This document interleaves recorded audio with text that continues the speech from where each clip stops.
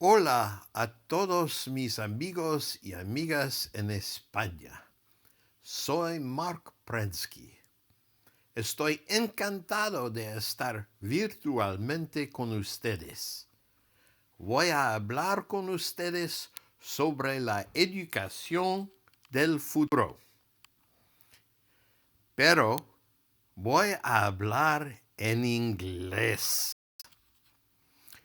Lo siento mucho. Discúlpame, por favor.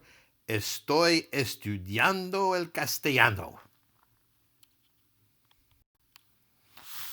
So, to get the slides, if you want these slides, you can send me an email at markprensky@gmail.com, and I welcome your comments. The story I'm going to tell this morning has two parts. First, what is happening today? And I'm not going to dwell on this because you've heard about lots of these things, all the technology and MOOCs and Khan Academies of the world. That's how most people see the future of education. But I see it differently. I see what is emerging in the world, and that's something different. And it's not just me, it's a number of others in the world. We look at the young people in the world today who are coming into the world and see that this is the future of education. We have to educate these people for their future. Now, this will not be an adult until 20 years from now. So we need to ask the question, how much will his world have changed in 20 years? Right now, when we study education, when we think of it, we spend a lot of time thinking about our traditions, we think about what we're doing today, and we think about what we're doing tomorrow. We rarely think about the day after tomorrow. But what's important for the kids is the day after tomorrow, because that's when they're going to be adults living in the world. So while we typically do reforms thinking about what to do for tomorrow, we really need to think about what to do for the day after tomorrow. So how much will this young person's world have changed in 20 years? And I think it's enormous. And we have to understand that all our kids, all the kids in the world, need to get to the future not equipped for the world of yesterday, where we grew up, which we all know was a world of reading and writing, but equipped for the skills and experiences that will empower them to function and thrive in the new and very different context of the third millennium. This is a picture I took recently in a cafe of a girl who is on a date. Obviously, she's on a date with her cell phone, and I don't know who's on the other end of that cell phone. But this is the 21st century, and it's just the beginning. And our young people need our help to become the people they need and want to be, and not just the people we want them to be. And there's much too much pressure in that direction. Of course, we all want our kids to be educated. But what's changing is what an education is and what being educated means. So how can we best educate our kids for the future? How can we unleash our kids' new power to better their world? And I want to share with you my latest thinking, which you can read more about in my latest book, Educación para Mejorar el Mundo, Su Mundo, really it should be. And here's what I think. There's a huge wall today between our current education and a new and better education for our kids, the education they need. And what we do, or what many do as reformers, is throw darts at that wall. They add 21st century skills or social emotional skills or higher standards or school choice or smaller classes and especially technology. But none of it gets through. Education is not changing enough or fast enough. And I have been searching for the root causes of why so little helps.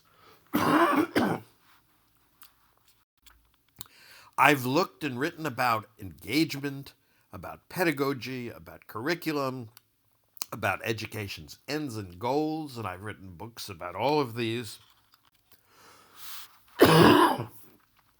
But I now believe that two main things prevent our moving forward. The first is thinking that learning is the same as education. It's not.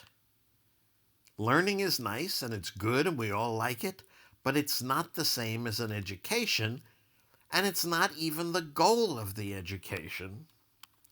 Rather, it's a means to the goal of an education.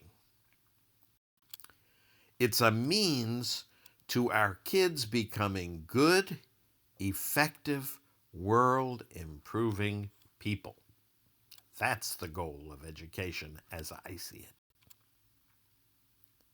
And today, there's a better means to that goal for our kids, which is real-world accomplishment, leading to real-world improvement. And I believe that if we keep focusing our education and our kids on this idea of learning rather than focusing them on accomplishment, our kids are unlikely to get where they need to go.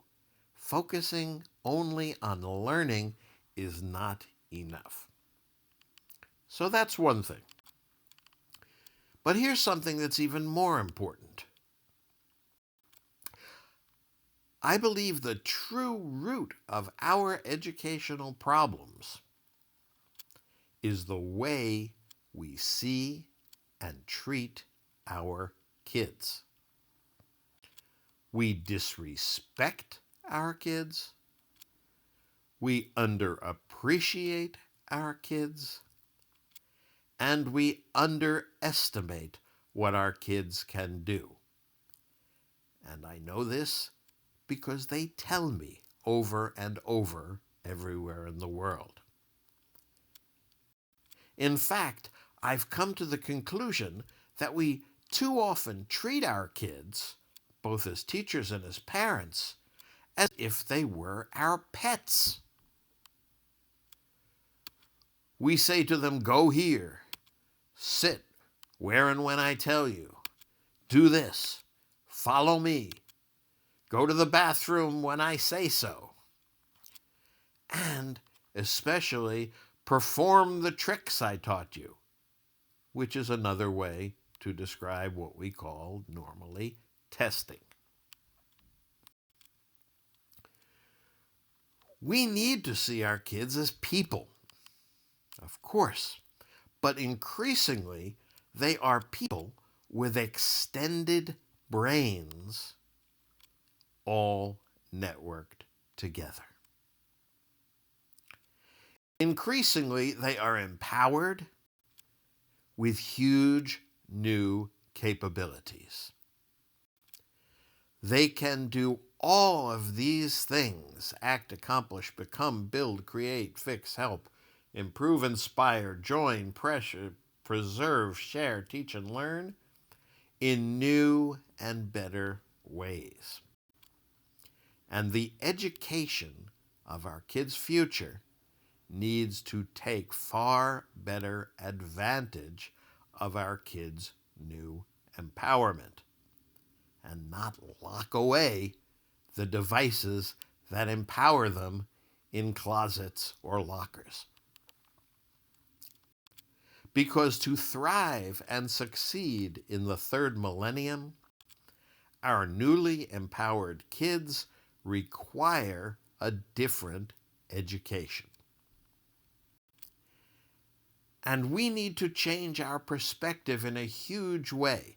It's as large a change as from when the earth was flat to when we finally figured out it was round, or when we thought everything went around the earth to when we learned that all the planets go around the sun. That's how big this change is going to be.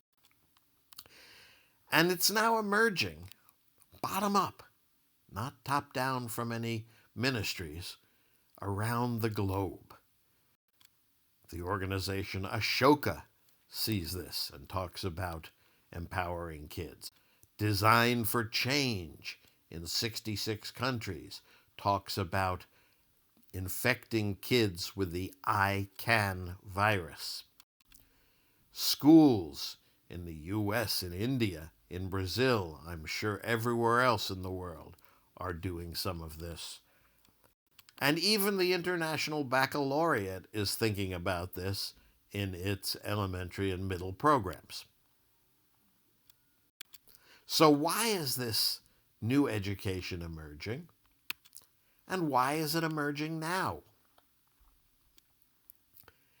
Some of you may be familiar with Thomas Kuhn, who wrote in 1962, The Structure of Scientific Revolutions.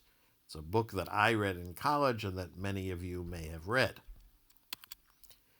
It introduced the idea of paradigms. It described scientific revolution as the process of paradigm change. And it offered a theory about how and when such paradigm changes happen. So let me share a few of the things that Kuhn says. A paradigm is a collective way practitioners look at the world, their point of view.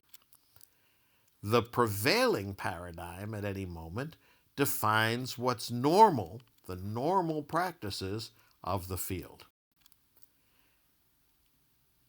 Currently, we have a prevailing civilization-level paradigm of education, and it's this. Our kids start out helpless. They have to be taught by us. The goal of that teaching is to make them somehow better individuals, especially intellectually. And the process we use is classroom education, with content and tests and rankings and degrees. Now that goes well, says Kuhn, the normal education, until the methods cannot cope with a cluster of anomalies, things that are not as expected. And today, the anomaly is empowered kids. When these anomalies occur, crisis results. They become intractable. No amount of tinkering, which is what we're doing when we try to do educational reforms, will fit them into established practice. Because the revolution is a displacement of the conceptual network through which the practitioners view the world. They don't see the world the same way in the future as they did in the past. But it often takes a long time for this to be seen for what it is and to happen and to change the order. Still, eventually, an older paradigm is replaced in whole or part by an incompatible new one. And here is the new paradigm that I see coming in education. Our kids are empowered, and they need to become more so. It's not equal everywhere, but it's going in that direction for everyone. The goal of education is not just bettering those kids, but bettering their world and having the kids get better in the process. And the process of education is doing real world-improving projects, acquiring a broader range of useful skills that help each kid become unique. And this is much more than just a refinement of our old academic paradigm of education. Let's not miss the big picture of change. The new paradigm requires huge changes of thinking, from learning to becoming, from bettering yourself to bettering your world, from being empowered to learn to becoming empowered to take positive action, from just having passion or knowing it to applying the passion to bettering the world, from having high rankings in PISA or anything else to kids who can get things done, from thinking like academics to thinking like non-academics, and from saying we don't know what's coming, so education is hard to predict, to thinking we are now prepared for anything because we have self-confidence and self-efficacy. So now let's talk about getting there. I call this going beyond reform to a new kind of education. And Kuhn says, when the normal tradition changes, the practitioner's perception of his environment must be re-educated. In familiar situations, he must learn to see a new gestalt. It's like wearing inverted lenses, kind of like this. We need some new perspectives. First, a new perspective on the world. No matter how fast you may think the world is changing, it's changing much faster than you think. This is a graph of human population over time, and for millennia it was very small and very consistent, and suddenly in our times it's taken off exponentially. And this is the same curve as technology and innovation. Things are changing rapidly. Many, many new technologies are converging. It's not that any one of them is growing, it's that they are all now coming together. We are seeing a big rise in what the military calls VUCA: volatility, uncertainty, complexity, and ambiguity. And we're seeing not just change, but we're seeing the pace of change accelerating. So change is not just happening faster, it's happening faster and faster and faster. Which means we are educating students for a very different world. And even more importantly, we are educating different students.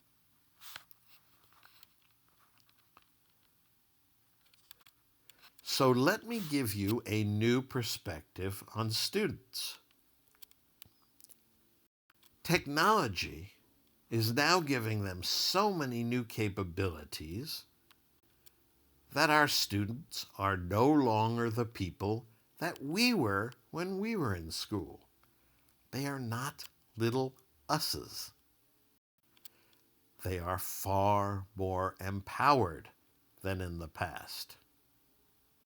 They are quickly becoming people, as we said, with extended brains because of technology, and those brains being all networked together. So they can do infinitely more. They can collaborate in totally new ways. And here are some examples.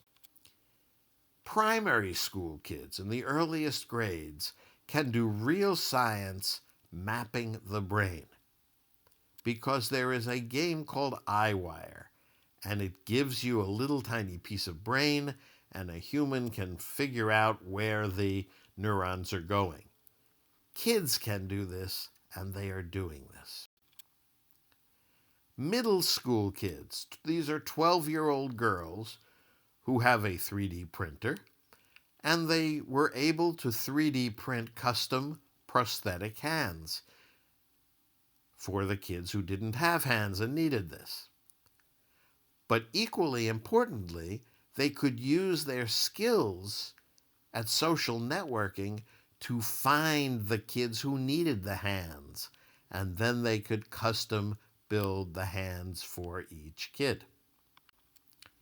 In high school, more and more kids are making apps. One app was useful to rate the police because the police came to somebody's house late at night. It was a mistake, but everybody was very offended when the police put them all through the computer. And the three teenagers created an app called 5 to rate the police. So you can compare the police in Madrid with the police in other cities, for example. Another student saw too much bullying in the world, in their school, to the point where kids couldn't find a lunch table to sit at where they wouldn't be bullied. So she wrote an app that let kids reserve a seat at a non-bullying table. A 14-year-old wrote an app using facial recognition to help Alzheimer's patients remember what their loved ones look like. And somebody wrote an app to help prevent domestic violence by listening for the sounds of domestic violence, like Alexa or Siri listens, and when it hears those sounds, it calls the police. This is what our students are doing. And that's just the beginning. There is an entire database of these projects at btwdatabase.org, also available on the iPhone and on the Android phone.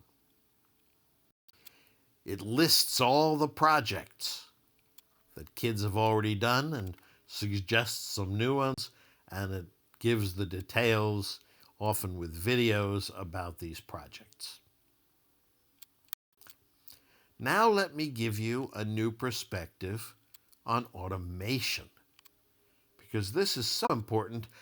Our kids are coming into a new human-machine age where the key problem is going to be, what do we keep for humans and what do we delegate to our machines?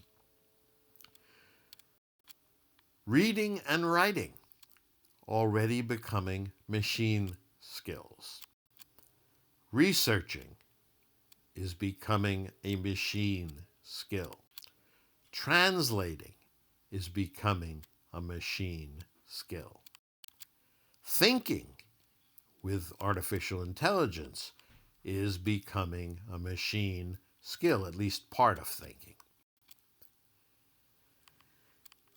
And my perspective is that anything that two humans can do equally well can be and will be automated. So what are the human skills we need to keep and encourage in our students. And I believe the main one is uniqueness. Each individual has to figure out how they are unique, what they can contribute uniquely to helping solve problems in the world. And this is actually very good. We didn't do it in the past. We tried to make everybody the same through education. But it turns out we're not the same. Every person in the world is unique. So we need to do a much better job of helping each kid find out how he or she is unique and to apply that to making their world a better place. So now, for the rest of this presentation, I want to give you a quick look at what this new vision of education is and what it's becoming. The first, we talked about this, is the changing view of kids. Seeing them as extended brains, all networked together with huge new capabilities. The second is the changing ends or goals of education from better individuals to a better world. From academic success to becoming good, effective, world-improving people.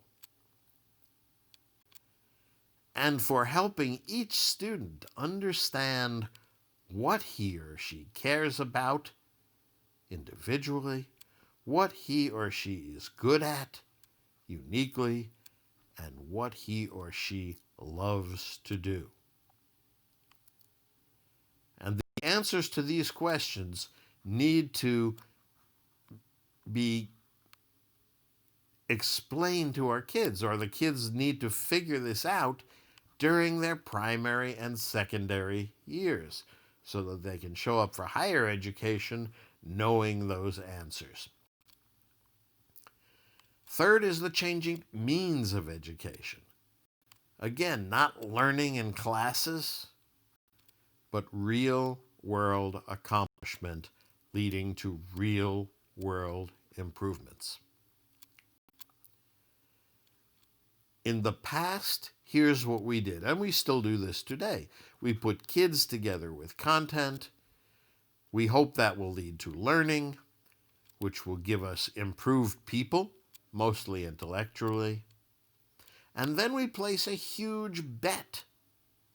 And that bet is that those improved people will someday go out and improve the world. And some do and some don't. But today, there's a better way. We can put kids together with real-world problems. And the kids come up with solutions, which obviously means they have to learn some things. And we get, no matter what grade the kids are in, an improved world now. And that's terrific. But even better, we get a world full of empowered, world-improving people forever.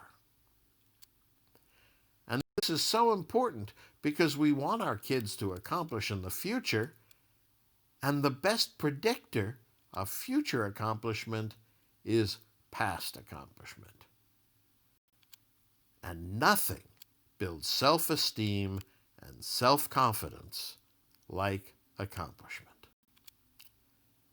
Our future kids need not just achievement as their education, but real-world accomplishment, which means we have to change our focus from individuals and grades and rankings and personal success to teams and world-improving projects and real-world results. So our kids become what my friend Zoe Weil calls solutionaries, Solucionarios. What a great term. This works far better for the future kids, and it works far better for their future employers. Because the people from the future companies, Google and others, say they need people who can get things done. So what does this mean for teachers? It means their role is changing. Teachers have an incredibly important role to play, and they will in the future. But it's not the same role as in the past. Because teaching is moving away from being content delivery to coaching and empowerment. Remember, the main human skill for the future is uniqueness. And teachers need to help each student bring out and find his or her uniqueness through a series of real world improving projects. What they need from teachers in the future is what is resumed by the acronym TRIC. Trust, respect, independence, collaboration, kindness. And these are the things that kids say they want. Plus, other non-machine skills like empathy and encouragement. And this can happen. One of my favorite teachers has her kids come back all the time and say things like, "She showed me I could take my dreams as seriously as I wanted." So the new job of teaching is not content delivery, it's coaching and empowerment.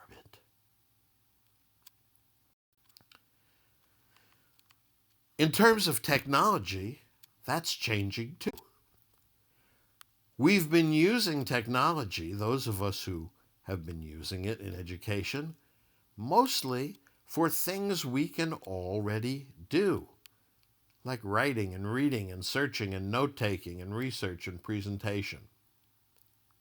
But since we can already do those, that's a trivial use of the technology.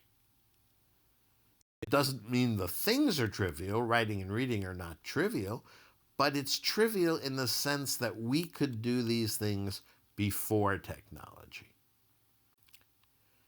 On the other hand, there are powerful uses of technology for things that kids could not do before, like real-time connections and making apps and analyzing big data, creating simulations, communicating with video, doing robotics. So the new use of technology in the future is not for doing the old things in new ways. It's for doing powerful new uses to help the kids improve their world. Now let's say a few words about curriculum. And my perspective is that math and language and science and social studies, the core of our curriculum today, is going to change. And it's going to change to broad, lifelong skills. The skills that all people need are effective thinking, of course, but also effective action, effective relationships, and effective real-world accomplishment. And all of those skills can be broken down into skills that we have known about forever and that our kids over a lifetime need to master. And you can find this list in my book and more conversation about it.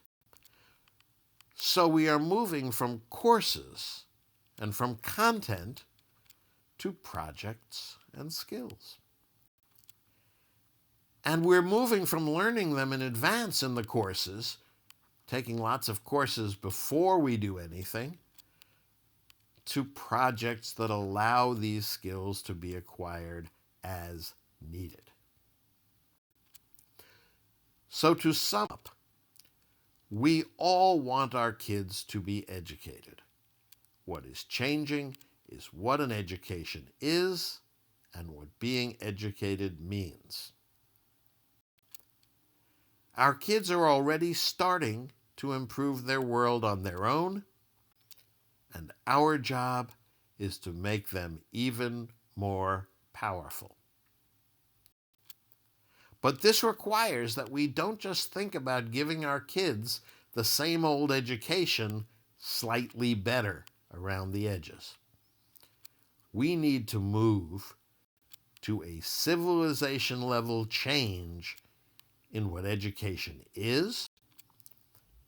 It's a new educational paradigm of empowerment of students with a goal of bettering their world and a means of real projects, a broader range of useful skills, and encouraging each student's uniqueness. This new paradigm of education is better for our students because it provides them with what they really need for their future, which is empowerment. And it's better for all of us because it liberates huge amounts of unused human potential, i.e. our newly empowered kids, to improve our communities and our world. Our future students need an education that empowers them further to better their world. And the world is creating it. We are today on the ground floor of a very new world to come. It is full of imagination, full of creativity, full of innovation, and full of entrepreneurial spirit. And I'm a huge optimist about the future of education because I'm a huge optimist about today's kids. Not just the kids who have everything, but all kids everywhere. It's critically important, if you're an educator or a parent, to help each kid understand what he or she cares about, what he or she is good at, and what he or she loves to do. So let's be sure we give our kids an education that empowers them for their future. Muchas gracias y buena suerte. And remember, you can get the slides and send me comments at this address. Thank you, gracias, and I hope I get to see you all in the future.